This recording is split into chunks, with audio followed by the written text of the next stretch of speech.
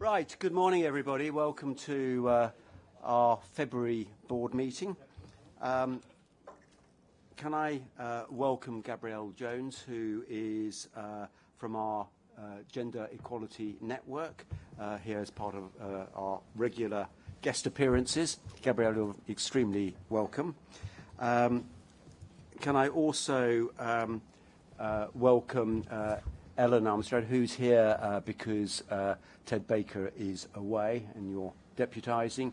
And can I welcome Mark Edmonds, who's here because Kirsty's away and you're deputising for her. Paul Rue is also an apology for absence. He's abroad at the moment. So I think that's the apologies and the welcomes. Are there any declarations of interest that anybody needs to raise? Very good. That takes us to the minutes of our December meeting. Are they a true and accurate record of all we discussed? Good. Thank you. They are approved. The action log. We've got various things on the agenda today or ongoing. I don't think anything is overdue. Are we okay on that? And then is there anything arising from the last meeting that anybody wants to raise that's not on the action log? Excellent. Good. So moving swiftly on then, Ian, the executive team's report. Thanks, Peter. I think before handing over to the respective chief inspectors to talk about their sections, I've just really got three things to say. Firstly, to note that Steve Field will be leaving us. I know Peter will say a formal thank you on behalf of the overall board, but from an executive team point of view, I think I just want to record my thanks in public for all the support and all the work that Steve has done with executive team colleagues. We're pleased that Steve will be succeeded by Rosie Bennyworth. Rosie will be joining us from the 1st of March, so there shouldn't be a gap in leadership in Steve's area. We've also appointed Kate Tironi as the Chief Inspector of Adult Social Care. Kate's start date with us will be sometime late April, May. And Kate comes from a background of being the Director of Adult Social Care for Oxfordshire County Council and comes with an adult social care background. She's a social worker by training. So I think she'll be a very good addition to the team, I think, as the Chief Inspector of Adult Social Care. We've also appointed a new Chief Digital Officer at executive team level and will be a colleague around this table. Mark Sutton will be joining us from Teach First. Teach First is an organisation that puts graduates into schools and trains them as teachers. And Mark has got a lot of experience in both the public and private sector in doing the sorts of things, frankly, that we want to be doing around digital transformation. So we're very much looking forward to having Mark join the team as well. We're expecting Mark to join us around the beginning of April. So that's all I wanted to say for now, Peter, before handing over to Debbie.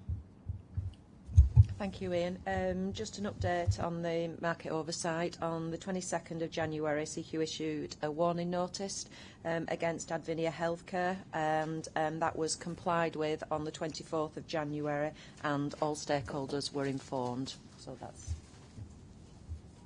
Okay, thank you. Ellen.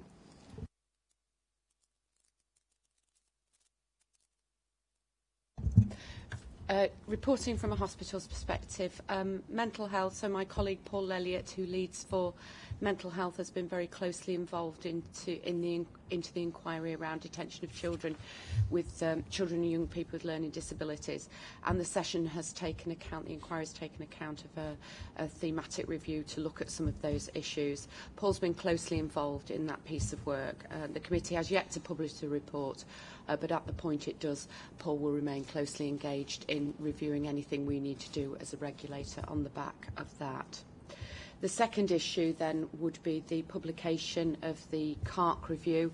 The CARC review reported on the 6th of February. This was an independent review into fit and proper persons requirement regulation 5 and looked into some of the challenges that are faced by both the regulators and providers in compliance against that regulation. The report has made a number of very important recommendations, both for the wider systems, for providers and for ourselves as a regulator. We're closely involved in some of those recommendations, and we'll be working very closely with NHSI and the Department of Health going forward. We have already instigated, prior to the review being published, a number of improvements to our internal processes, and we remain closely involved in those working groups going forward. And that's it from hospitals. Thank you, Peter.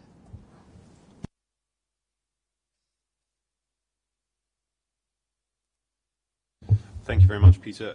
Three things from me this month. First of all, just for the board's awareness, that we wrote to the Health Select Committee, Sarah Wollaston MP, as part of our ongoing engagement with the Health Select Committee about her work on local system reviews and the current state of discussions at the time. Importantly, we're now having good conversations with the Department of Health about how the programme will be taken forward in 1920.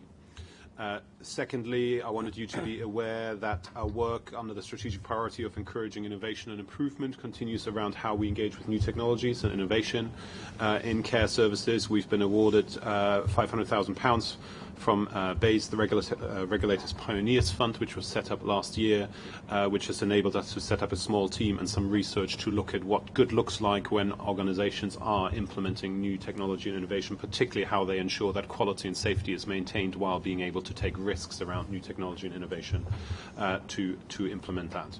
We're also going to look at what early engagement with providers and new technologies could look like for us as a regulator, so-called sandboxing, as part of this work. The team is now being set up, and the work's going to be underway throughout the year, so you'll hear more about that in the future. Of course, this is not just for us as CQC, this is also for other regulators in the system, and we're working closely, particularly with MHRA and the Department of Health and Social Care in this space. Thirdly, we had a very good conversation in January about cybersecurity and the wider risks that exist, to be aware as a board and what the implications are for us as CQC. It was a very positive conversation in January that we will continue when a new Chief Digital Officer arrives, as Ian just set out. That's it from me. I'll hand over to Chris for our publications. Just a few things to talk about here. First of all, the campaign which we launched this week, Declare Your Care, which is designed to support our intelligence-driven approach, and particularly targeting, at the moment, people with long-term conditions. We know there's lots of information that we can get from those people who have regular contact with a variety of services, and the aim is to encourage more people to talk about what's working well, but also what isn't. Not only will this help us with our general regulatory activity, but we hope it will help drive change in a wider system. So look out for the campaigns. It starts this week, but we'll continue on throughout the year and target different groups over that time. In the last few weeks, we've published our maternity survey, which is the 6th survey that we've done of this kind. The survey is partly about describing the quality of care that people receive, but also it points to some interesting things around access to continuing care after birth, and also how much choice people feel they have when choosing where to have birth. Have their birth. I say it's the 6th survey of this kind. We use it alongside our other information about the quality of services in maternity, and we're having good conversations with colleagues in NHS England and NHS Improvement about how they use the results of this survey moving forward. Great. Any questions or comments from the board on any of the report? Lewis. Hi. Can I just ask about the issue of detention of children? Obviously an extremely important, highly sensitive issue. I just wasn't completely clear what we'd said to the committee, because our own review of this has relatively recently started, I think I'm right in saying, and has a timescale of reporting next year, although I think there's an interim report at some point this year. So I'm not clear what we then said to them. I can see we might have told them we're doing a review, but what else did we say? So Paul Elliott has been sharing the information that we've gathered through our inspection process. So they'll be aware that there's a review ongoing, but also he will have all of our published reports, etc., and our inspection report findings he would have shared with them. That's fine. I'm not clear what that is, but maybe is it possible we could see what was submitted to them? Yes, of course. Yeah. Yes. Perhaps, yes. perhaps might be useful as well. We could share. I think part of the conversation was about the terms of reference for the review, so that they were clear about what the review was seeking to do. So we can perhaps it'd be useful to share that, and I think that's published online anyway. But we can share it with the board members so to make sure people. So I think that we were partly making sure that they were happy and understood what our role and our terms of reference would be in the review, and that's part of the information we shared with them. Okay, but I mean, our terms of reference, you're right, they're on the website. That's a fairly basic thing in a way to submit. I just wondered what else we'd said, if anything. So if it's possible to know that beyond the terms of reference that are published on our website. We'll certainly send you the notes. Okay. Robert. A question about the Declare Your Care campaign, which I very much welcome as a campaign. 2 points, really. Firstly, as Chair of Health Watch England, we can offer you our help and association with that. We also seek to encourage people to talk to us about their experiences. More specifically about the outreach to what I might describe actually as sometimes hard to reach groups or those who don't have such a voice. Again, you might want to look at the Health Watch experience in relation locally. Some local health watches are very good in the projects they have about reaching out to groups of this nature. But the actual question was this: what is the message we are giving to the public about what we are going to do with the information they give to us? So thank you, Robert, for your support for the campaign. Just to say that Health Watch have been instrumental in helping us to develop this campaign. We've also been working with about 30 other organisations that have reached into different groups, so that we can make sure for each of the areas that we want to cover, BME groups, children and young people, alongside long-term conditions and learning disabilities, we've got in touch with the right groups to make that possible. It is really important that we can demonstrate action with the work that we've done, and what we've begun to do through the Share Your Experience work we've been doing over the last 2 years now is to demonstrate how that information is being used as part of our regulatory response to an organisation. So if it contributes to it, if it tells something we didn't know, or if we've got information like it, we've provided that information back to people who share experience. What we'd like to do with this is to build a portfolio of responding or giving people a sense of what we've heard and showing how we've dealt with it. So the reason why the campaign is structured over quarters, effectively in a year, is to try and do that. So each campaign group will have a mini end of programme report to show how that, first of all, what we gathered, what it said, and what we've done with it. What we aim to do in the longer term is to make that an automatic process. So as people give us information, we can share both the current state of it in terms of the report and the information we have, and also how we're using it. But we're trying to do this one is around particular themes over each quarter of the year. Okay, we're happy to move on. Let's go on then, Mark, to the performance report, please. Thank you, Peter. So this is the quarter 3 performance report, which sets out our progress against our plan and commitments. I think, from my point of view, I think this is actually a good report overall, good news report in terms of progress we're making. I particularly wanted to flag the work on report timeliness, because that's clearly something that's an important indicator and measure for us, but it's also something that the NAO and the Public Accounts Committee flagged. The PMS were the first director to hit that target, so it's nice to be able to record that with Steve's last meeting at the board. But also in adult social care, they hit that target for the first time in December. The January performance is hitting that figure as well. And in hospitals, the commitment we made to the PAC around 50% of processing up the reports, that's been exceeded and improving. So there's been steady improvement across the last year. It was really good, I think, to kind of record that. The other thing, just wanted to flag on a slightly personal basis, but the work on the response we make to all the internal audits that we get around the areas we should improve in terms of our systems and controls. The fact that we've now hit over 90% of delivery of all the improvement actions across the year is I think, testimony to a lot of work that's gone on within the organisation around that. And the final thing in terms of some positives to pull out is on the backlog we have been doing on reports. We've shown that the work that's been going on in the inspection directorates over the last year, we've seen a 17% reduction in the backlog that inspectors have, so that's freeing up time to make sure there's actually a much more manageable and stable workload in terms of the reports that they've got.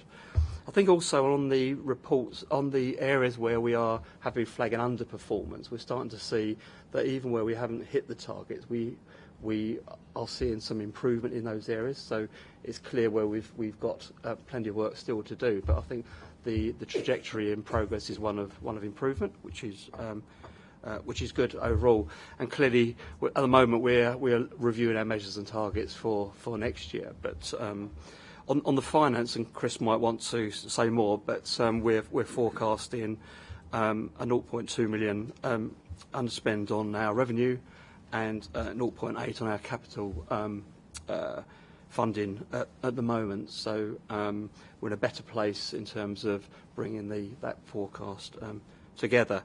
So happy to answer some questions around that, Peter, but I'm trying to put across that I think this is a signalling some good improvements against some of the key metrics that we've worked hard to improve over the last year. And can I endorse what you just said in terms of the improvement? And I think congratulations, obviously, to PMS for the steady improvement, because you've been improving. But I think a dramatic improvement, Debbie, in your neck of the woods, and huge congratulations to you personally and to your team for achieving this. This is really good stuff. Right, John.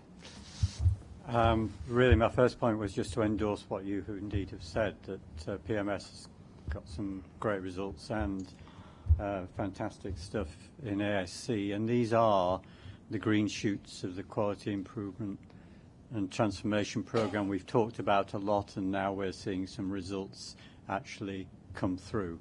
And indeed in the audit response that Mark was alluding to. My question is really just a point of clarification, that our expectation is that those sort of results will improve productivity, yet clearly the slide in here on productivity shows a decline. I'm presuming that is a Christmas effect, nothing else, but I'd be interested in your comment. So on that, specifically on the productivity, the decline is very much built around the Christmas period.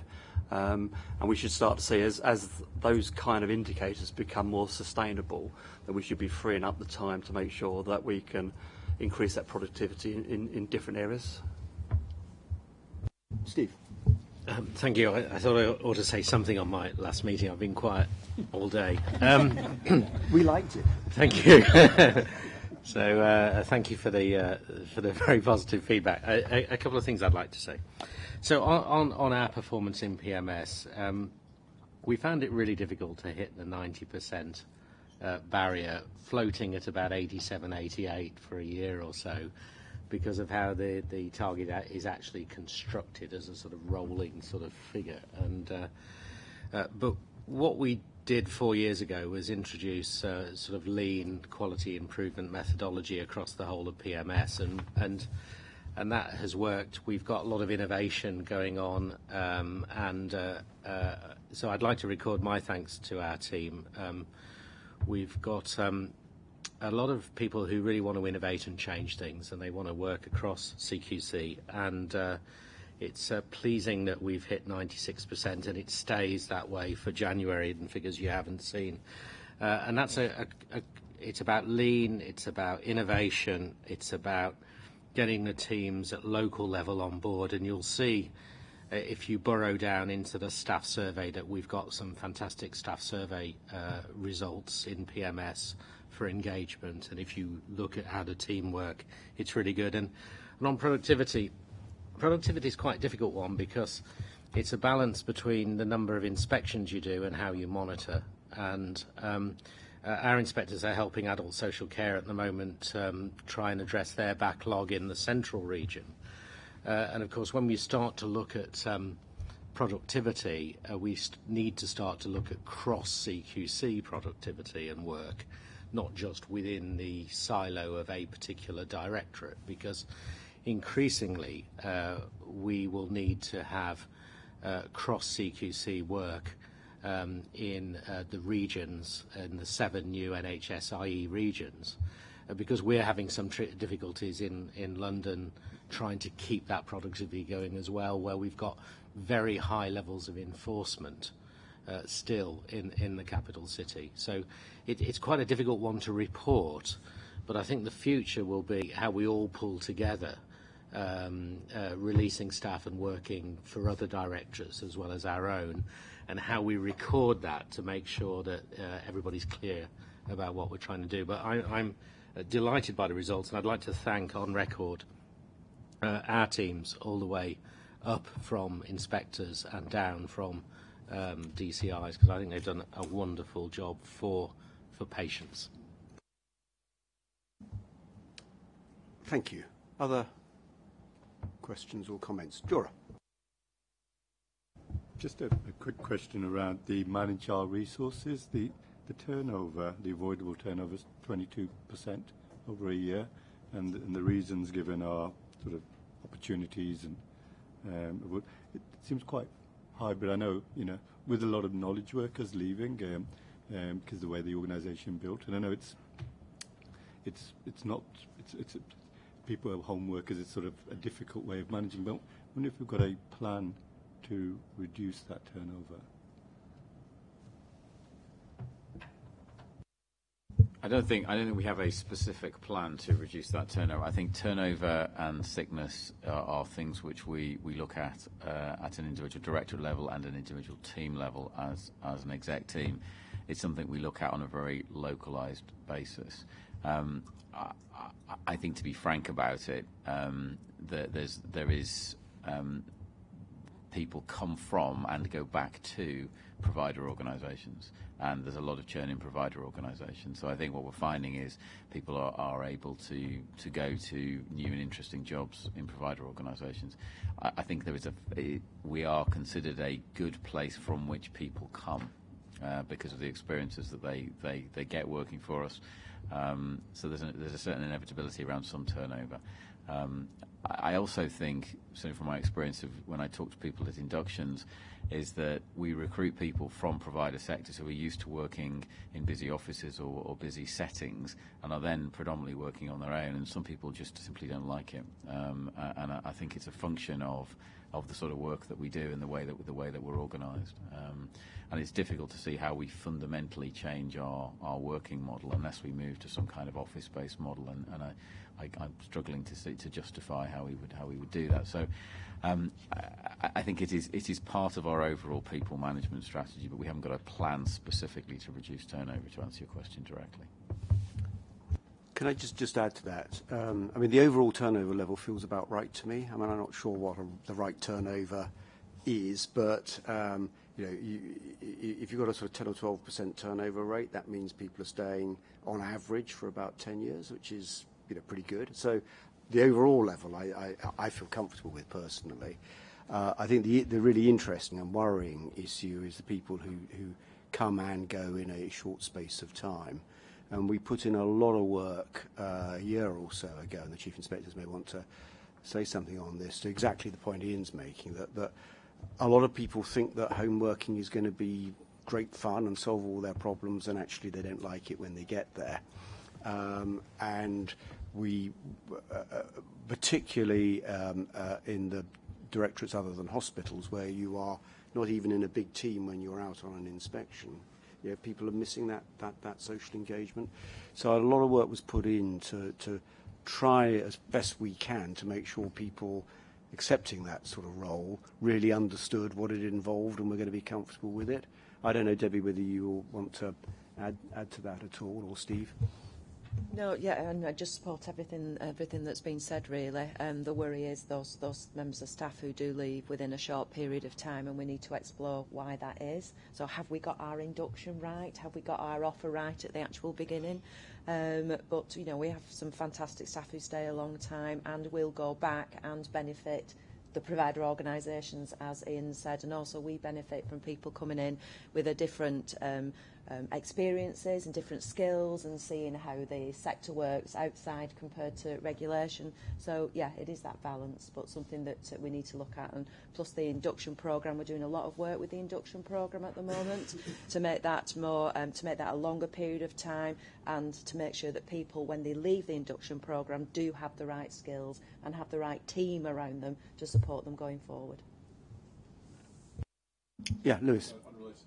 Okay, sorry, John, I beg your pardon, John, because I think we're on this related point. I'll come back to Lewis. Yes, it's related, and you've probably thought of this anyway, but on my travels I have seen similarly distributed organisations, lots of personal working, with much lower turnover, but they have instituted quite a regime common to all of them in different places of weekly Skype team meetings, monthly face-to-face, booked around personal learning, that sort of stuff, but actually made it really quite given a rhythm to that. And people have found that useful because I think, as you say, when I've shadowed inspections, that's been a common theme that I've picked up from people, that the transition has been quite a shock. And I can understand that. But I just think maybe there are countermeasures. Yeah. Just briefly to come back on that, a number of those countermeasures are absolutely in place. I think the only thing I think where we probably have a weakness is your systematic point, is that some people do them really well, some leaders do them really well, some maybe don't. So there's something about a systematisation of all of those things. So, is it on this point, Liz? No. Okay. So, Lewis, and then I come to you. Can I just mention two things? First of all, on the issue of that I raised at the last public board, which is about failing care homes, and the information that we have about them.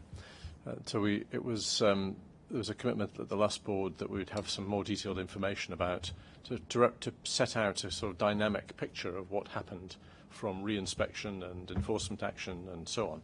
And that did come to us from Debbie. And I just want to mention how useful that was. It was incredibly helpful, and if I could just gently say, slightly more helpful than our own performance was, which I think have been very valuable, but in the end have told us a sort of, I suppose, a picture that has repeated, just to put it sort of gently, from one meeting to another. Whereas what this told us was where action had been taken, where the care homes themselves had improved, and so it created a picture of our role as being one that was either driving up standards or driving people out of the market, and those are good things for us to do. And I just wondered whether, as this performance report evolves, whether we could just have a little bit more of that, because I must say I thought it was a really good piece of information. Debbie, you look like you might want to come in. I was going to say and make another unrelated point. But I was just going to say, Lewis, thank you very much for that. I think you're absolutely right. We sometimes need to tell the story a little bit more, because data just tells you sometimes facts and figures. It doesn't really tell you what's behind it and all the hard work that goes behind encouraging improvement in the sector, or, as you say, making sure that people are not living in services or receiving services that are not safe. So thank you for that. Now, the other thing is slightly unrelated, but it is on the general theme of telling the story. At a previous board meeting, I was asking what change we would expect to see in the whistleblowing system out there in the NHS if the Speak Up architecture was successful. And if you remember, we decided that it might lead to more referrals, which would be a sign of success, people were using the system, or it might lead to fewer because it would be less necessary because the culture would change. So either way, things would get better. More or less, didn't really matter. We would still be succeeding. So I thought, well, that isn't a very satisfactory sort of way of looking at change. And I just wonder whether there's something in our whistleblowing data that we could call on. And so I'm looking at our whistleblowing data, which goes back over the year during which we've had Speak Up. And I suppose I'm predicting that the requirement to use CQC for whistleblowing reports would go down if the local system was becoming successful. So there's my assumption. And I suppose at the moment that it hasn't gone down. And I wonder whether we could build into our understanding of these figures an expectation that it will change.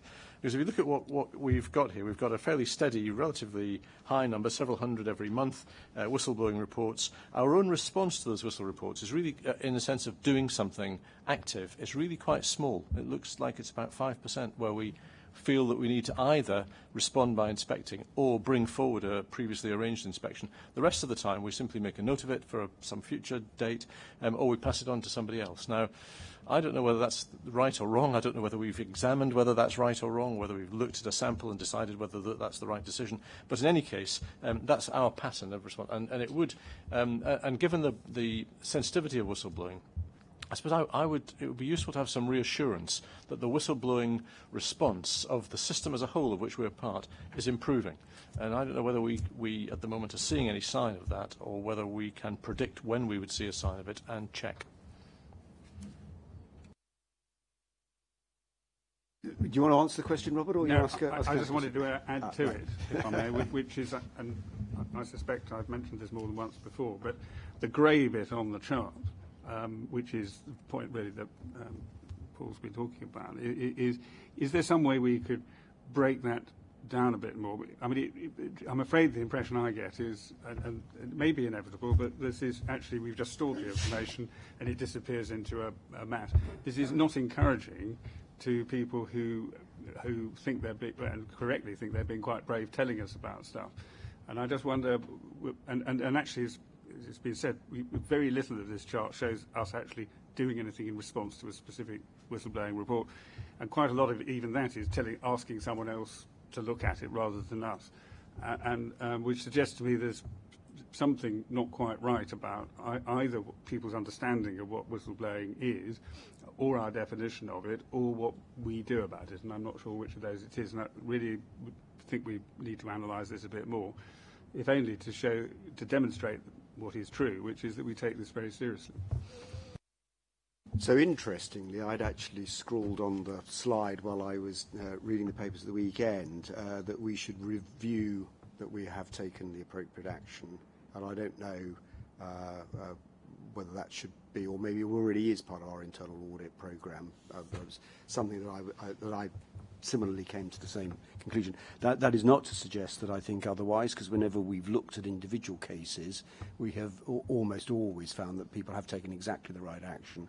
And I think it is, to your point, Robert, I think mostly this will be either a referral to a local authority or it's information that goes into our next inspection. I think that's what we would expect to happen. So the key thing is where urgent action is required, have we taken the appropriate urgent action? So I certainly think a review would be good, but I failed to find out, Mark, you probably don't know offhand either, but whether that's actually built into the internal audit programme, but we can find out. Yeah. Sorry, Ellen. Yeah, I would absolutely support that, and I think it's a point well made about telling the story.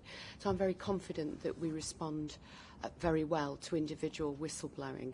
I'm not sure we've maybe joined the dots up with then what we find on inspection, and what we then do with that. So I think through the well-led, we could certainly do more on that, but I would absolutely welcome getting involved in some of that work. Ian. I mean, just to reiterate the point, I think that we do take whistleblowing very seriously, and to pick on Robert's point, I think part of being an intelligence-driven organisation means we need to have a very good reputation with potential whistleblowers, so people feel confident they can report, and they can also feel confident that something gets done at the end of it. I think we need to take away the fact, like the very broad point that Lewis makes, is that I think there's two issues. One is, are we taking the right action to the people that come and talk to us? That feels like something which internal audit or something could pick up, and we could review that. That's something we've done before, and I think we can definitely do again and tell that story in a slightly different way. Are we going to change the whole NHS, which I sort of think is the subtext of your question? I think we need to think about that in a different way. I'm not sure these numbers necessarily will enable us to say, is the culture within the NHS changing, which I think was the subtext of your question, really. But I think it's the right question, but how we link that together is another point. But that sort of comes out of what Ellen was saying. I mean, I think part of well-led is, is your organisation one where people is the culture one where people can speak up? And I think that's how we would look at that. You're right, it doesn't come out of this data. Who wants to raise anything? Gosh. Right, we can then move on. Chris, you didn't want to say anything on the finance, did you? No? Good. So we go on to the people survey. So, Ian, are we bringing people in for this? We are bringing, sorry. I was going to say. Sorry, we're bringing Kieran and Paula. Are we ahead of time? Yes. Yes. Do you want me to do something else? Well, it feels like it, Peter. Yeah. I haven't missed anything out, have I? Let me send an email to them. Right. So we can do the report from the Audit and Corporate Governance Committee. Paul isn't here, but there's a written report. Does anybody want to raise anything in relation to that?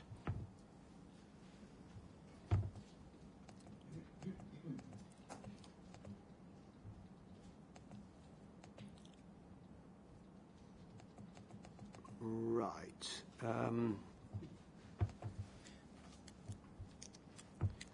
We've never been so far ahead of ourselves. This is most amazing.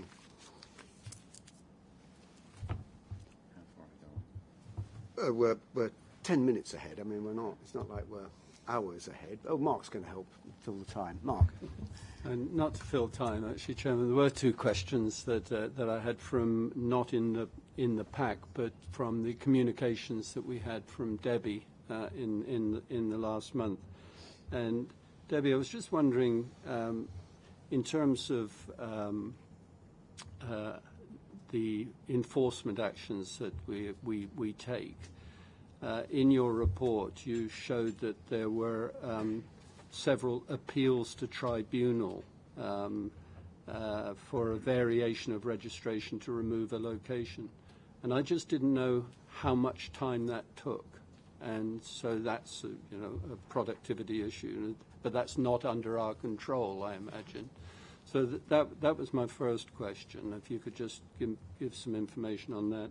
And the second one was your report on the close working between yourselves and PMS in terms of supporting the central region with additional support from PMS to yourself.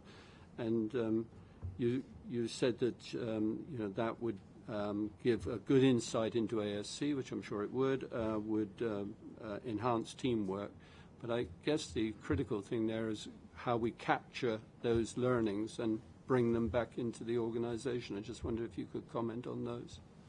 Yes, thank you, Mark. In relation to enforcement and first-tier tribunals, yes, it is a lot of work for our staff and also for legal colleagues as well. So there are a number of conversations that go on before we even reach a first-tier tribunal in relation to, statements have to be prepared, have to be submitted, and then sometimes there's a conversation that the service has improved, and then ultimately we can withdraw from tribunal. However, if we do end up in a first-tier tribunal, it can be anything from 1 to 5 days where our members of staff and colleagues, inspectors and inspection managers and legal colleagues as well have to attend. So it can have an impact on productivity, it can have an impact on the other work that we do, although we do take it into consideration as part of our workforce projections going forward. So I hope that answers that question. In relation to the work that we are doing with PMS colleagues, fantastic opportunity for us to share resources and put our resources in the right places at the right time. I'm really grateful for Steve and PMS colleagues for helping to have that oversight and be that the second inspector. We, as far as learning and development goes, we have offered PMS colleagues some learning slots to help them understand a little bit about adult social care, the inspection and what their role will be. It's in very, very early days. We've actually just started the inspections, but we will evaluate and review going forward, because I think it is something, as Steve alluded to earlier this morning, that we need to look at as an organisational, from an organisational perspective, so that we do support one another, because I'm sure there may be a time when PMS may need some assistance or hospitals may need some assistance, and we can share those resources in a better way with an eye on integrated models and what the future may be as well. Steve. Just to add to that, I mean, this isn't the first time we've helped. In the northern region, we've provided some inspectors, and actually, I think it helps getting a view of. I was going to say about how the local system works, if they understand a little bit more about adult social care. Our turnover runs at around 6%, not 10%, and we have a waiting list of people wanting to join us to work in PMS. When in the past, in some directors, in some areas, we've had difficulty trying to recruit. And I mean, I'm leaving, but I think my vision for it for the future would be that in directorates which, you know, are focusing on the people and aren't having trouble recruiting, it would be useful for a percentage of those inspectors' time to be spent doing, say, hospital inspections if it's a problem in that area, or adult social care. Or indeed in London, as you say, it might work the other way around, you know, if you can recruit more. Because I think the more, even though the specialisation of the inspectors is, I think, really, really important, awareness of hospital, mental health, adult social care can only do CQC well going forward. And so it's to build on success and to then help across should be the way forward, rather than reducing the number of staff if you have to, because of the way the budget works. John. I completely endorse the framing of that, but just a slight caution not to drift back to the generic inspector, because that's the problem that had to be solved a number of years ago. I agree completely, which is why I hope I phrased it. That's why I liked your framing. I was just endorsing the framing and underlining it. Mutual admiration ever, Mark.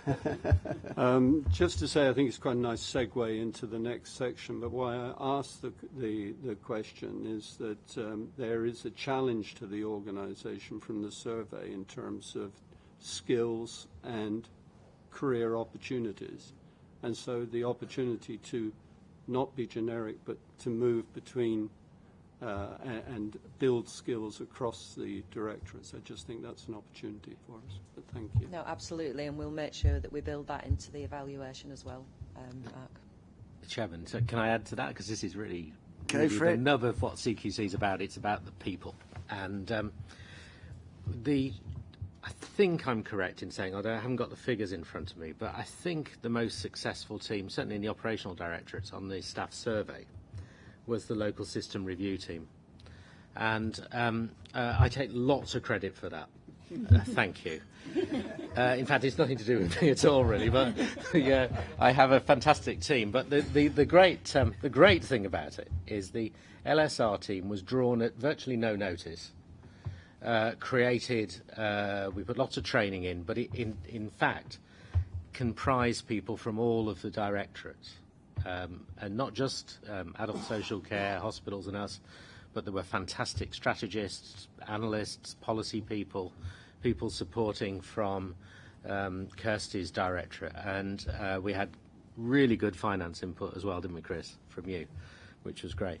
So having got that team together, it really performed well. We delivered the local system reviews on time, within budget, with the best staff survey results. And it shows what you can do working across CQC, and that sort of cross-CQC work needs to be replicated going forward. And it is fantastic that we've had the promise from the Secretary of State that some funding will come forward to continue that work, because I think that is great. And it was all of us. I mean, Debbie played a role, and Ellen and everybody. Great stuff. Which is the segue into the people survey. And I'm sorry you didn't realise that we'd be running ahead of time. We just like to keep everybody on their toes in this organisation, as you know. But Kieran and Paul, you're very welcome. Are you just going to kick off on this, or I'll say a few words and then I'll hand over the Fine. details. So thank you, and welcome to Kieran and Paul from Organisational Development. So the survey is from the October 2018 survey. Again, we had a really good response rate to that survey. 80% overall of staff completed it, so a really good view on from staff in the organisation. I think the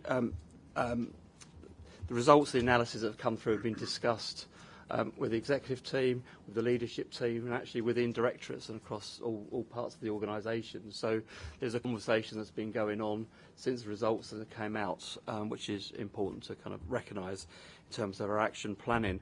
I think the headlines speak for themselves. There's some improvements in some important areas, but overall, I think there remains general frustration from staff that we need to do more, and perhaps some of the changes and improvements that are in train at the moment, that we're delivering at the moment, have not yet fed through, might be coming through some of those results, but clearly there's a general frustration that remains within that.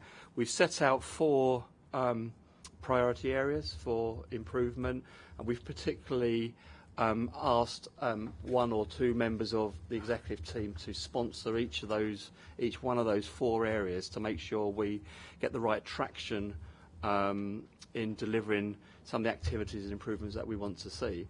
And the link with the business plan, which will be coming back to the board in March, is making sure that we're actually, some of the improvements we're setting out feature in as high priorities for us as an organisation for the next year. So it's an opportunity for the board to look at the data, the information, and to have a conversation about what that's telling us, and particularly to seek endorsement to what we see as the priority areas for us to move forward. Do you want to, Kieran, Paul, do you want to add anything to that for the moment, or? I think, so Paul can kind of go into a little bit more around the data and just kind of pull out some of those highlights. But as kind of Mark said, I think it's a similar picture to previous years, and we continue to kind of have strengths in some areas, but those frustration areas are also the same, and so it's important that we continue to focus on it. Paul might just want to highlight some of those key points. Yeah, sure. Okay, so I'll just do a very brief recap of the results, really. So overall picture is one of minimal movement. We saw some good increases, but minor increases in feeling proud to work for CQC and levels of personal morale. That alongside a small number of large increases, particularly around equipment and technology, which we've seen before, and the understanding of and commitment to CQC strategic direction, which we haven't seen previously, and that will be reflected on the work that we take forward. That's kind of resulted in an overall level of engagement that's decreased over the year. So we have 2 ways of measuring engagement. We have a historical engagement index, which enables us to track our progress over time. And that's gone down again compared to the previous year, and that's actually the 3rd increase in as many surveys. When looking below that, it's a fairly mixed picture across the directorates. Some small increases, but also combined with some larger decreases. In addition to the historic index, we've introduced a new way of measuring engagement this year. in a way that is a bit less complex, so more easy to understand both for colleagues and one that kind of enables us to benchmark in a more robust way.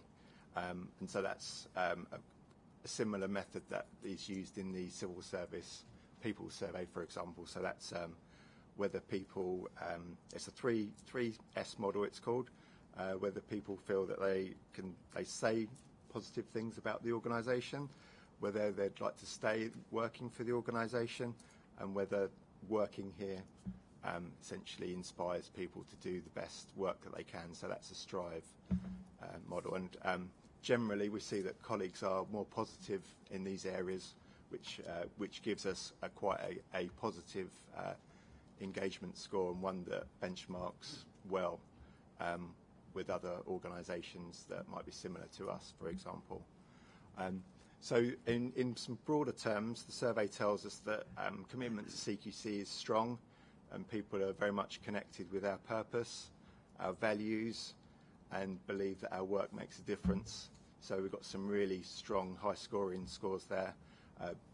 The local level support is good, so whether that's from immediate team members or line managers. And this year we saw that colleagues were more positive around learning and development, albeit that scores still had some way to improve. I think it's important to say that we do have some really high scoring results across the organisation. So around half of the scores are 70% or above, which is really good. The lower scoring areas and the areas for improvement are similar to what we've seen in previous years. So again, mentioned it before, equipment and technology. Our scores around communication and managing change tend to be the lowest in the survey, and decreased over the last couple of years. The strategic direction questions, some work to do there. So that, combined with the fact that the scores around taking action in response to the survey have decreased over the years, I think it demonstrates that obviously there's a lot more work to be done in those areas. And so on that note, I'll hand over to Kieran, who will just kind of explain what we're doing in planned response is to the survey this year. Thank you, Paul.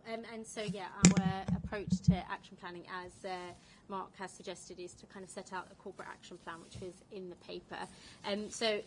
Paul alluded to kind of the number of people who believe action's being taken. That's 41%. So it's important for us to demonstrate that actually the feedback is important, and we are taking action and we are listening, and that's why the ownership of the plan at ET is a really important move for us in terms of the corporate action plan. So the plan has 3 strands with joint ET leads, 3 core strands with an overarching element around our kind of vision setting and strategic direction, and they are around making technology work for us, being better informed and connected, and feeling engaged in the change journey. I think it's important to say that these strands don't necessarily represent new activity, because this activity is crucial to how we're changing and improving how we work, making it easier for our people to do their jobs. And it's more about this plan drawing a focus on those issues that people have raised within the people survey, and to demonstrate that we are taking action. We'll review progress on the action plan at a quarterly basis at ET to really make sure that we're making a difference. And we're looking at different ways in which we can gather the upward feedback from the organisation outside of just the annual survey, to really demonstrate how things are landing and how improvements are being made. I think it's important, again, to reflect that this corporate action plan is underpinned by local action planning across directorates, which we know is really crucial to addressing specific issues within teams and building on specific strengths within teams. So we continue to encourage that to happen. Just really quickly, in terms of next steps, we've been engaging with the ET leads on each of these strands around the activity within there, and we'll communicate this plan to all our colleagues in March as part of a kind of internal communications. We're also going to be using our kind of existing leadership forums, particularly the leadership group, to kind of share best practice across teams, to continue that ongoing conversation about the results and how we are taking action in response to them. And then also just to highlight that the overall organisation organisational scorecard will be published on our internet after today's meeting. I'll just open up for any. Excellent. Thank you both very much for both the survey and for the presentation. I always like research that confirms my own prejudices, and the findings were exactly what I would have predicted from the various informal conversations I have with staff around the patch. So I know the survey must therefore be very accurate. Ian. Build on all the things that people have said. I think, in some respects, there's a lot to like about this survey, in the sense it demonstrates a values-driven organisation. It demonstrates an organisation that where people believe in its mission. But I think we as a senior exec team need to recognise this criticism of us here in terms of our effectively our visibility. There's also, I think, a concern around, we've clearly talked about change over the last year, but we haven't necessarily articulated what that really means in terms of the journey. So we've kind of made people uncomfortable but not told them why things are going to be better, I think is probably one of the things I would take away from this. I was very keen that the action plan was clear. The reason it's on a single page is because, and the reason it's got exec sponsorship and that regularly revisiting quarterly refresh activity, is to try and make sure that we keep a really strong, important view on this, because however you look at this, it is more than trite. It's more than a little trite to say we're a people organisation. Well, we actually are, because 85% of our revenue is spent on people. So we need to get this. We need to get this right if we're going to be a high-performing organisation. I think what we also recognise, I think we've been doing things in the background and haven't necessarily talked about them overly much. So things like, just before Christmas, we quadrupled the number of connectivity servers. People are getting new mobile phones this month. Things which in a really tangible way start to finally address some of these technology queries, which I know have been in the mix for the last couple of years. So I think it's not a great picture, but it's not an utterly terrible picture either. And there's a lot of activity which is already in hand, which we hope is going to address some of these things. But there's definitely a big communication element to this around making sure that we are talking about what we are, what we're already doing, and that we as senior people are very, very visible. So my executive team, for example, now goes on the road, so we have exec team meetings in different offices, that sort of thing. So it's a lot of small things in many respects, but it is about culture, as one or two people were saying earlier on. And I think there's a good base to build on, but there's work to do. John. Thank you. The two that stood out for me, one you've been talking to, which is the decline in I feel committed to CQC strategic direction. I also noticed there was a decline in the understanding, and I guess if you don't understand, you can't commit. And that harks back to our articulation of a clearer narrative that begins that process.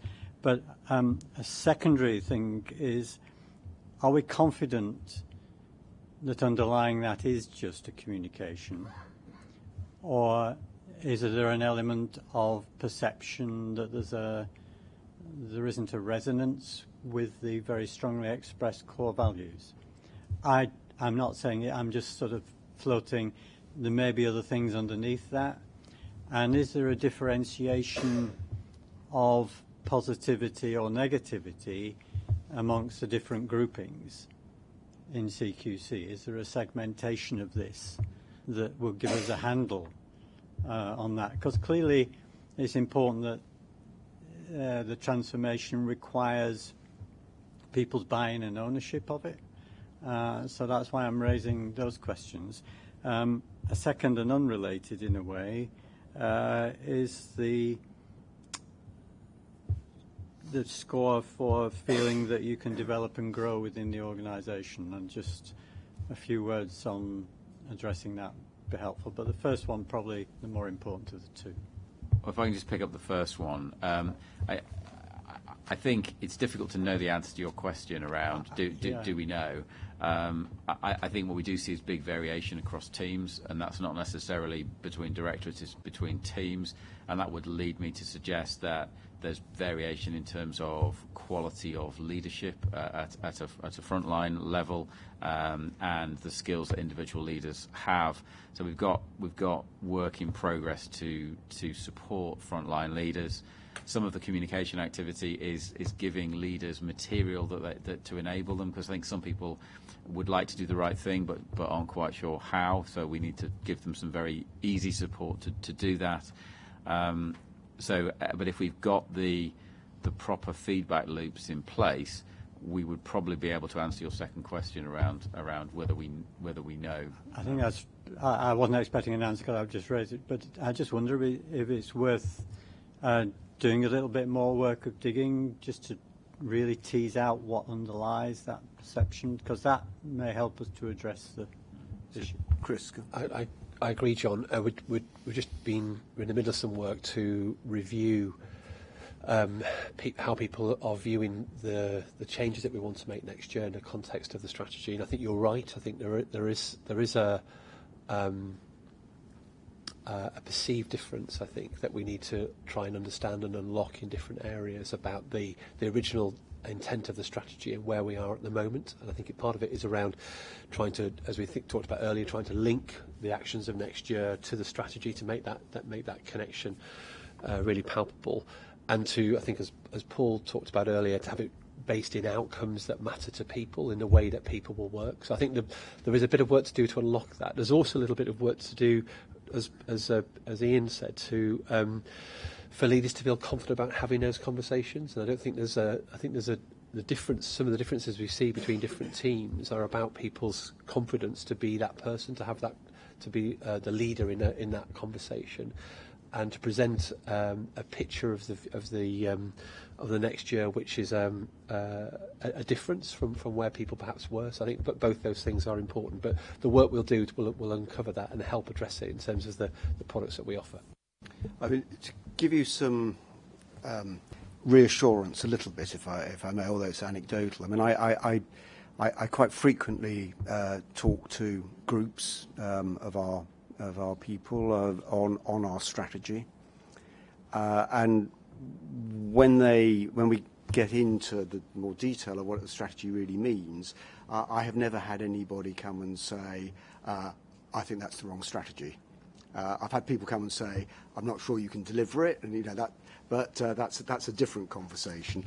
But if I just give you one example of where I think people misunderstand and therefore get concerned, and this is both external to the organisation as well as internal. We talk about being intelligence-driven, and I think when we wrote the strategy, when we talk about the strategy, we see that as a process that will happen over time, and you don't.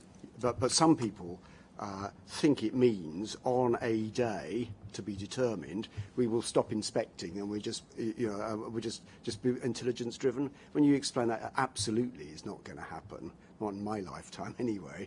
Then people start to relax. So I think this doesn't take away from the central point. We need to communicate all of this better so that people come in. But I don't think many people, if anybody, are really unhappy with the strategy. Can I bring in Gabrielle and then Paul, please, and then Jora? Thank you. So I just wanted to make a point on point 3.6. It's really, really positive to see the point around carrying out additional analysis of results by demographic groups. I think at the moment we can only see that cut via a single demographic group, and understanding the intersection between different groups will really help us understand where we need to prioritise in terms of inclusion strategy. So that's really good. Thank you. And a second point related to that is it's really important that CQC encourages self-reporting of protected characteristics via ESR.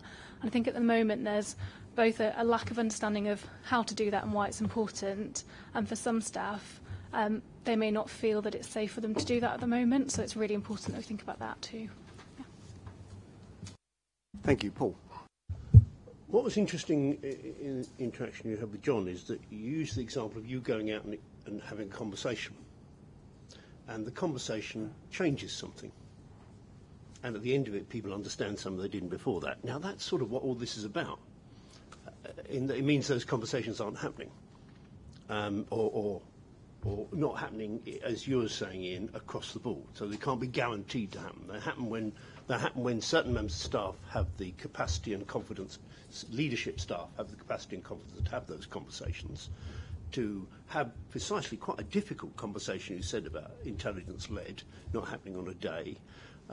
So it seems to me it is, I think these results taken as a whole are remarkable because there's a consistent difference between a top line about values and the practice of implementing something. So it's quite interesting that 80% of people filled this in, but only 42% think anything will happen. Now that is really interesting, right? So they're filling it in because they're sort of trying to be helpful, but they don't think actually we're going to use what they're being helpful with. Now that is, I find that remarkable that people are doing it because they're really saying, here we are, we'd like to help, but actually they don't think we're going to do anything with it. And actually then when you're saying this is what we're going to do, you quite rightly say we want to put the things we're going to do in any case in the context of this, but that means we're not doing it because of the results of this. So we're doing it because we're going to do it in any case. So we gave everybody a laptop because it was the right thing to do. It wasn't the result of the survey. But that means nothing ever happens as a result of the survey. And somehow or another, we actually have to have this laptop comes to you by courtesy of the survey you filled in last. So we need to underline that there is a. So for me, what's remarkable about it is that the vision and the belief is really quite strong. 92% believe we are doing something important for the health care of the population, and only 42% feel they're recognised for the thing that they're doing. So when it gets practical, we get low marks. When it gets moral, we get high marks. And I think all of that is quite a consistent message from very, very different areas of this. And it's not to say anything different from people have been saying, but it really seems there is quite a gap between our success in getting people to feel they're doing something morally good, and then the fact that the thing they're doing in their hard work relates to that. Yeah, that's well said. I think looking back, Paul, one of the things I would do differently if we could go back is put more emphasis on how long it would take for the building blocks to be in place before people would see the outcomes. So I think part of the problem is that we've been promising for a long time. We've all seen loads of work going on to get ourselves in a position to deliver on that promise, but nobody else has seen us delivering because that hasn't happened yet. It's just starting to happen now. So I think, as I say, if I had my time again, that would have been one of the things we did differently. Jora, you wanted to come in, and then Chris, and then Lewis. Yeah, sure. I think one of the challenges, given the size and complexity of the organisation, it's trying to get that quick feedback loop that you want to get, and you can't wait for a survey once a year, because then it'll take you another year to implement something and then test it. I wonder if there's an opportunity to create sort of cross-functional focus groups, which you can bring a broad set of, either strongly sort of pro, strongly against. I mean, large organisations and political parties do this all the time, just to get a sense of feeling. And then you could then test and learn. So you've delivered laptops or mobiles, and then you look at the focus group and say, did that make any difference? ET have improved the communication. They feel they've improved the communication.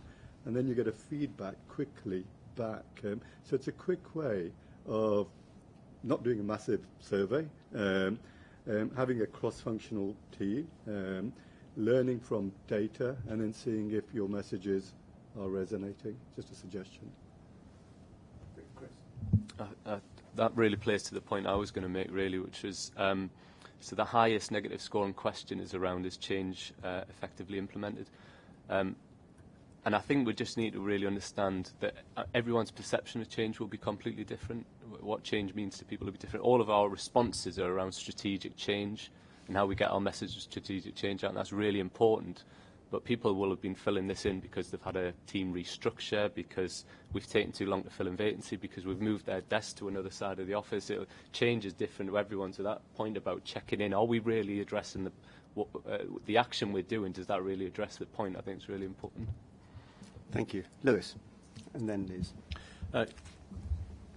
It so happens that today is the day when a report is coming out on well-being in the NHS, which I've mentioned once or twice here, partly because I was on the commission that was discussing it. So it's a Health Education England report. It's launched by Secretary of State today, but you can see that I chose to be here rather than go to the launch, so I just wanted to have that noted. And it is a focus on the NHS, but it says that this might equally apply to NHS-related organisations. And it just struck me that in the survey, we do have some. A lot of the wellbeing items are really about bullying, and that's very important and not very reassuring, actually. But wellbeing is much more than whether you're being bullied. And I would like us to be looking more at that as one of our priorities. So when we think about what are the main messages, what are the main areas of action, I would have thought that the health and well-being of the staff is critical, particularly at a time when there are going to be difficulties in recruiting people in all organisations. So retention of existing staff will be most important. Keeping people healthy so they're not off sick will be really important because of the possible difficulties in recruiting. And if you look at one or two of our results, only 57% of people said that they thought CQC supports the health and well-being of staff. On the related items of workload, we didn't do particularly well on work-life balance, didn't do particularly well, significantly worse than the UK benchmark figures on those items.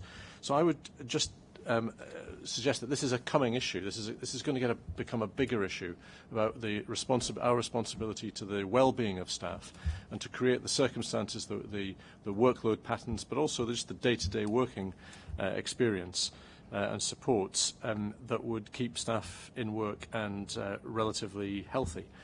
If it's possible to think of that as a major theme, I feel that would be positive.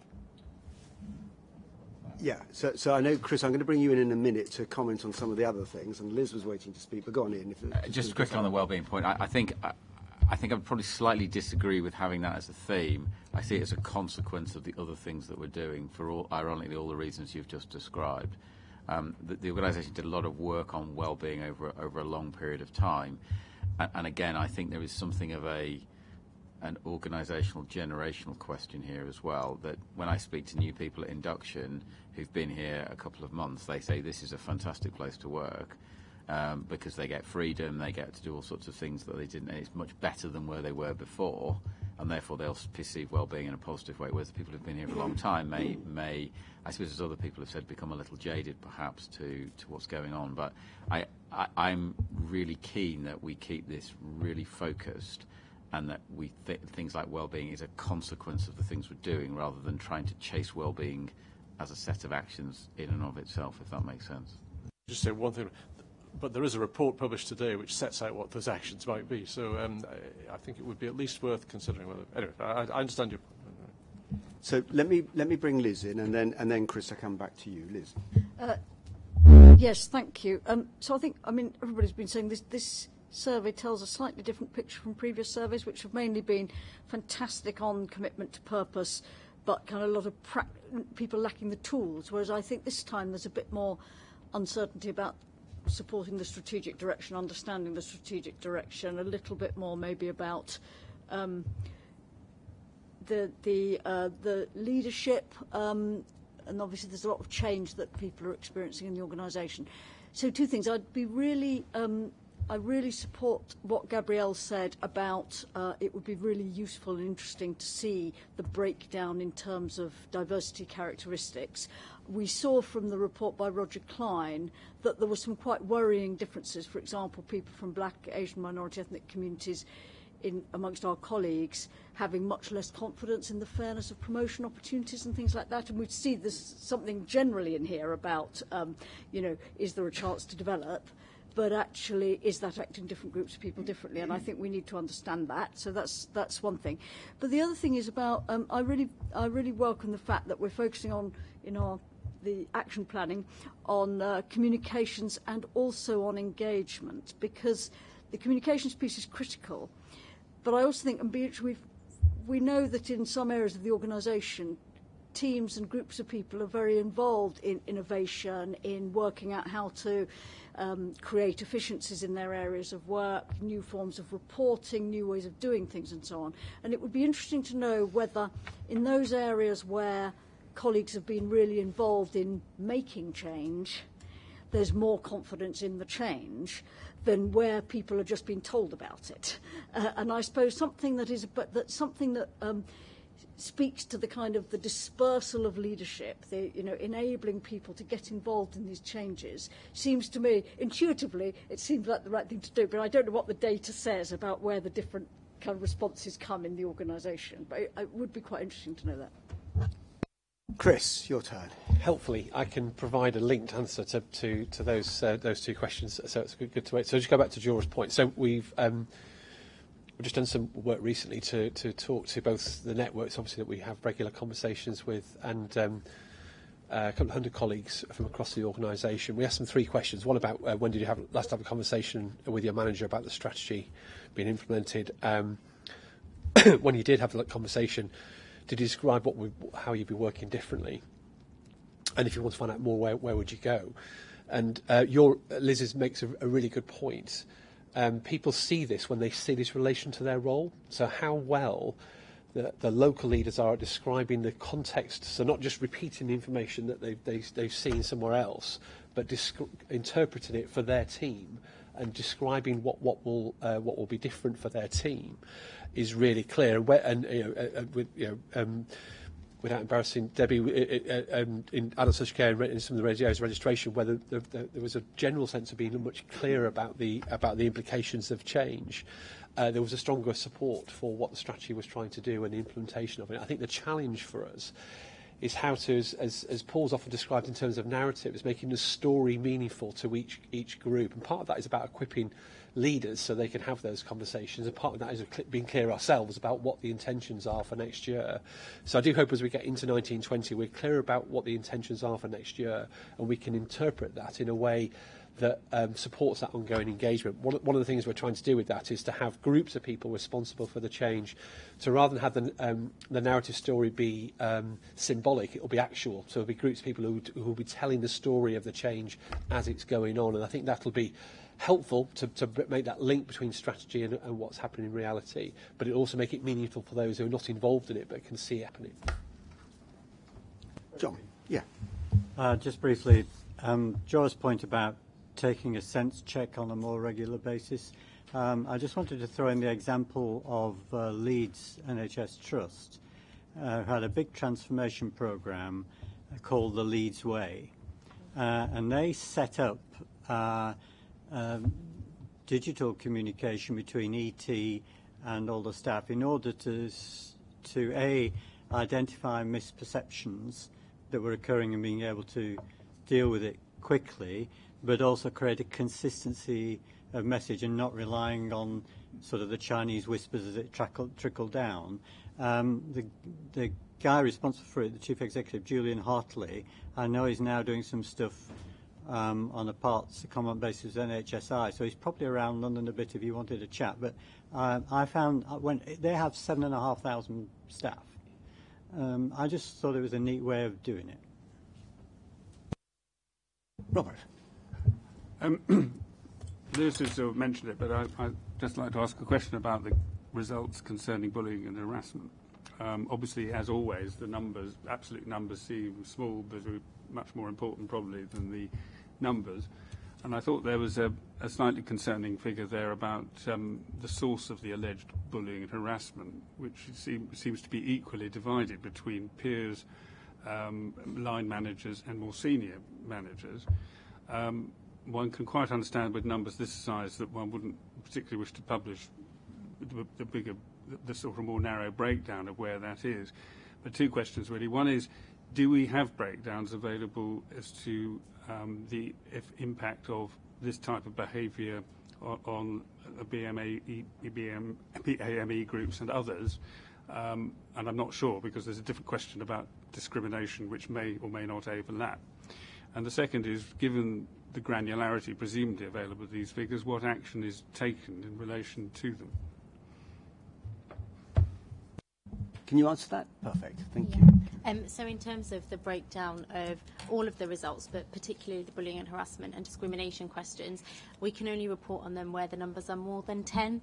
So that often means that, particularly when you break it down to the demographic groups, that we can't, particularly not to the questions around where that perceived either bullying, harassment or discrimination is coming from. I think our experience in looking at this area, not just within CQC but also in other organisations, is that this often ends up being a kind of case-by-case issue, and understanding what's underneath some of the reasons behind this is about having a discussion within teams. So where there are high scores within teams and we are able to report on those, it's about addressing those issues and then understanding where it's coming from. Some of the feedback that we have been getting more generally, and obviously I can't attribute this to any demographic groups, is that some of this is around how we communicate over email as well. This has come out quite a lot because of us being a predominantly home-based organisations, that we use email a lot to do our work, and whether or not that creates a kind of misconception or perception of how we are talking to one another and how we're engaging. I think there's also something about how we create more of a kind of sense of community within our offices. Some of our work has we've found out that people might be working within the same office and not know each other's names, not know what teams they're in, and I think that all kind of can lead to people's perception of what is kind of bullying, harassment, or feeling connected to one another. So, in 2 points, one, there's only so far we can drill out into the actual figures, but there is something about getting underneath through conversation within teams as to what might be underneath and addressing those specific issues. Just if I might, just supplementary, that absolutely I understand that, and that's really encouraging to hear. But if we are talking about a perception, if nothing else, of management being part of the problem, not part of the solution, then I just wondered what steps are necessary in relation to that. And I think it's part about how we continue all of our work with managers and leaders and demonstrating those kind of behaviours that we expect of leaders and those behaviours that are unacceptable. So, sorry, Ellen, go on, please. So from a hospital's perspective, and I suspect PMS and ASC will be very similar, absolutely support the action plan and will be part of this structure, etc. And there's three big issues for us in hospitals. Our three priorities have to be around lightening the load, because I think what our staff survey results were as a result of people not seeing a change in the way that we work. So the lightening the load is really, really important for us. And I think when you allow people to have that space to think a little bit more, they become more connected with the strategic intent because they feel they haven't got the time to do so currently. And everything I'm saying links to everything everybody else has said, but I think actually getting really down to the nitty-gritty of making people's working life much easier, we absolutely need to put 100% behind. Internal communications and engagement linked back to the business plan, and Chris, your point is well made about making sure that, sorry Paul, your point around the changes, the improvements are linked to the staff survey. But the other thing for me is, and I'm not sure it comes out quite, I think it may be implicit and could do with being a bit more explicit, is how we equip our middle managers to deal with what is a very, very complex set of, a balancing act. I think that might link back to people's perceptions of feeling bullied. So I think if we can really major on our OD strategy for supporting people, again, delivering not in a normal environment, but in a geographically dispersed, and really back that distributed leadership model, I think would certainly be where I think we need to maybe just strengthen. Ellen, that's brilliant, because I was going to have a heroic attempt to summarise, and I was going to say almost what you've just said. So I'm not going to summarise now. I'll take your summary as the summary. This is about working smarter, not harder, taking the load off, and then a lot of the other things will start to fall into place. That doesn't mean we don't need to concentrate on individual detail. And I do think it's really important that we take this as a very important piece of feedback and take the actions that we need to take very seriously. So great. Let's move on to the Recognising Outstanding Contribution Award. Thank you guys for your work. Sorry, you could stay, but thank you. If you need to go off and do a survey or something, that's great. So is Susan here? Good, excellent. Because I need to embarrass you properly, and I can't embarrass you if I can't see you. Susan Sabenja is an inspector in primary medical services, and you have you are the Darman winner for our outstanding contribution to the CQC. And I'm just going to read out the citation, because trying to summarise it wouldn't do it justice. So you've received the award for actions taken in response to a confidential inquiry which resulted in the police prosecuting a doctor for acting inappropriately with female patients. She went above and beyond what was expected of her to ensure the police took action when initially they said there was no cause. You refused to accept the initial police assessment that this was just a disciplinary matter rather than an offence, and escalated the issue within the police. You kept the original correspondent informed of your actions, and you encouraged them to persevere. This obviously took some determination on your part, but the end result was the successful prosecution of the doctor, who received a jail sentence. This was a hugely sensitive case. You persisted throughout, even then when you could reasonably have said you had done all that was needed to be done and all that you should have done. And I think that is an exemplary piece of work, which shows that you were putting the interests of patients in this case ahead of everything else, which is what CQC is here to do. So very many congratulations. I have a certificate for you. I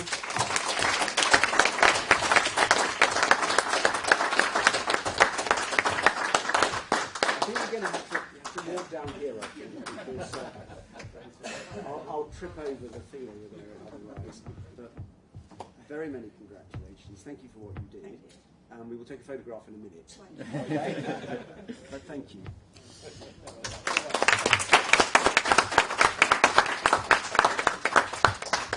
So, Steve, you are about to contribute to our turnover figures, which we were discussing earlier. You should receive a special outstanding contribution award for all you've done over the last 5.5 years. I mean, I'm immensely proud when I see the work that's done in your directorate, and not just in general practice, which is great and very important, and you really have been the first person to introduce effective regulation for general practice, and it is now well received and well recognised by the vast majority of general practitioners as being a good thing that has raised standards and so on. But that's only part of your directorate, and I spend time talking to your dentist colleagues, to your justice colleagues, and you said earlier you and I were up at the medicines optimisation team, and so on and so on. And all of them have done a fantastic job, and I'm really proud to be associated with what they do. And then there was all the local system work which you led, and that was pioneering work for us as an organisation. When we started to think we were going to do it, I personally was not. I didn't expect it to tell us things that we didn't already know, because we're all out and about in the system. And I didn't expect anything very dramatic, therefore, to happen as a result. And I was wrong on both counts. It told us and the system things they didn't know, and we saw change as a result. And that was hugely down to your leadership. So I think you've done a fantastic job. You've been a terrific colleague. I mean, I really enjoy working with you. I know people around the board enjoy working with you. We're going to miss you. We really are. So I just want to say thank you. Keep in touch with us, I'm sure you will. And good luck with the next part of your career, because I know that the R word has been banned. You're just moving from here to the next thing. So, Steve, colleagues, can I just say thank you very much indeed for everything and wish you well for the future.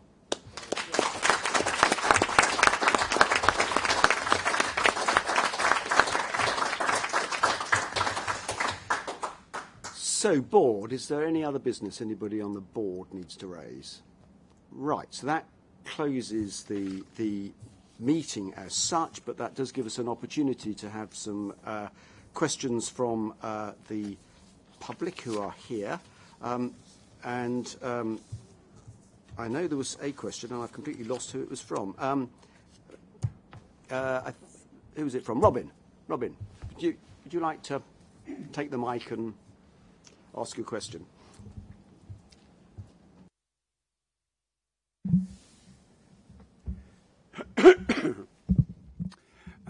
Thank you, Chairman. Robin Pike, Healthwatch, Hertfordshire patient representative. May I ask the board if they might consider introducing a patient story into the agenda for their meetings in public? This might, in view of the meeting this morning, perhaps fit in with Declare Your Care. And I should say that back in the day, before the days of CQC, I attended the board meetings of the Strategic Health Authority for Midlands and East as a member of the public representing Hertfordshire. And they had a patient story at the beginning of every board meeting, which I think was very valuable to the board. And may I say that Dr. Paul Watson, who at that time was medical director and is now regional director, supported this. So, Robin, we have considered it, and I think patient stories are really, really important. And when I was chairing Yeovil Hospital, we started every board meeting with a patient story because it linked into an action that, or an activity that we as the hospital were responsible for.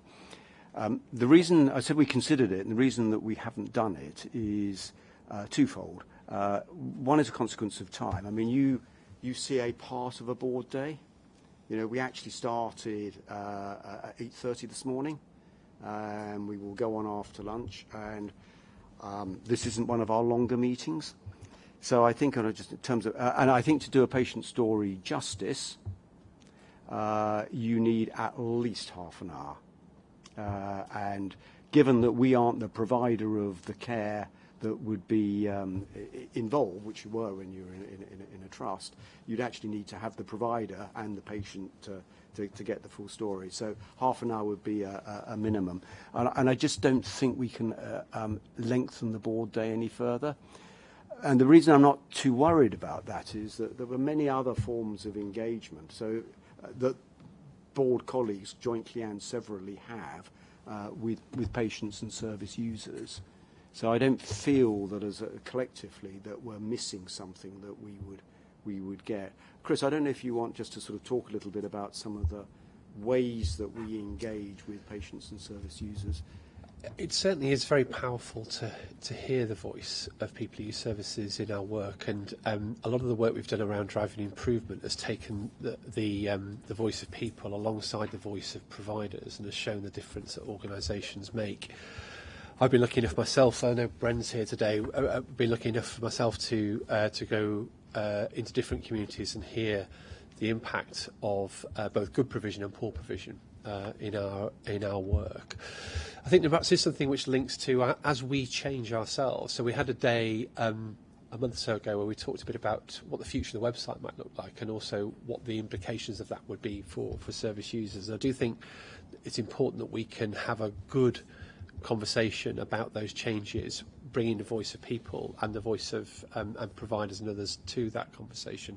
And I think perhaps that's an opportunity to perhaps bring bring those voices into the conversation at the board as we discuss those important changes. So I think we can do that, and we certainly have, as you know, as alongside Health Watch, we have a network of about 150 organisations that we have regular engagement with. So we understand and work with them to the Share Your Care campaign is one example of that, but there are others as well. So I think it's important that we keep doing that. It's important that colleagues on the board are involved and exposed to that. And as we say, as we bring those changes to this discussion at the board, it's important that it's framed in the context of what it means for people who use services, as well as what it means for providers. So thank you, Robin. And we'll keep it. You know, if we ever got to a happy day when the board agendas took an hour and a half and we had some more time, then we might do it in the formal board. If not, rest assured that the voice of the service user and the patient is heard by us, as I say, individually and collectively, but in other fora. So thank you for the point. Are there any other questions? David.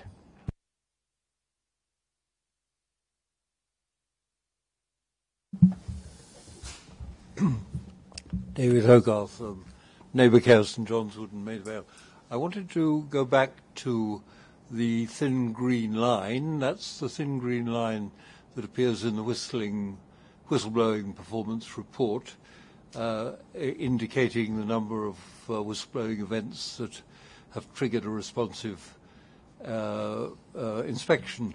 And I really wanted to ask, first of all, a question. First of all, is it so thin because really the great mass of whistleblowing doesn't need a responsive inspection, or is it because you've already planned your inspections and there really isn't enough time to do any extra ones as well? And it may be a mixture of the two, but to the extent that it is the second case, and this is really, I suppose, going a way out suggestion, would it not be better if all inspecting was done on the basis of, let's see what whistleblowing reports we have which need to trigger an inspection, and if there's any time left over, let's do something else? So that could be intelligence-driven even. We could think of that as a strategy. No, seriously, David. One of the reasons it's a very thin green line is the scale of the graph. And actually rather more. It does look smaller than it is. It's a small percentage of the total, but it's actually quite a lot of activity. And to your second point, just to give you absolute reassurance that any safeguarding alert is captured and is taken into account in inspection, so nothing is lost. And indeed a whole lot of other information that we get that isn't safeguarding, isn't shown there, is taken in. But let me just bring in Debbie, who can talk about when we... Well, you said what you're going to say, Debbie, go on. Yeah, just from an ASC perspective, and I'm sure it will be the same for hospitals and PMS, we actually found... It's a mixture of the two. Yeah, but we actually find as well that a number of whistleblowers contact us whilst we're inspecting or just after the inspection, and that's because they've got the confidence in the inspector, they've met them, they've already had a conversation with them, and they contact them either during or just after the inspection. So their views will be taken into consideration because the inspection isn't finished until we issue that draft report. So that could be one reason. Does that become a responsive inspection? No, that's a no. For a responsive inspection, obviously it is based on the views of the whistleblower, so it's a responsive. But we do get a high percentage of whistleblowers that contact us actually during a comprehensive inspection. Yeah. But certainly, I think the key point, Debbie, is that if the information is such that very urgent action is needed, it is taken, and that may or may not be an urgent inspection. It may be something else as well. But either way, it's taken. Absolutely, always. And it could be an urgent referral to the police, it could be an urgent referral through to safeguarding, it could be an urgent focused inspection, it could be a number of things. Okay, I think we're done. Thank you very much indeed, everybody, members of the public and the board, and we meet again in a month's time. Thank you.